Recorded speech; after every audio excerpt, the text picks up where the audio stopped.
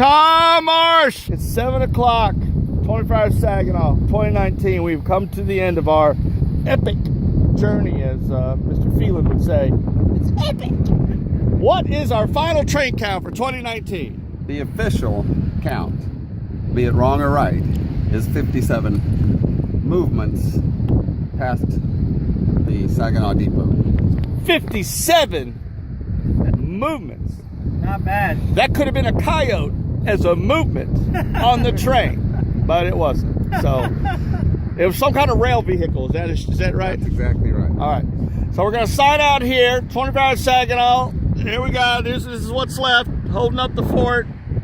All right. We'll see y'all next year. Hey, everybody, what time is it or was it? It's time to watch some trains. Next year, 2020. Happy trails, happy earning. Y'all be safe around trains. All right.